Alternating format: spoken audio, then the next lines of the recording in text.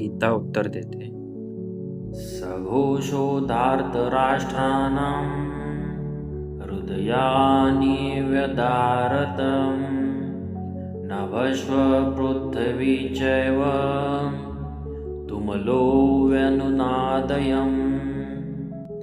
तो आवाज इतका प्रचंड होता की कौरवांच्या मनात हादर निर्माण झालं.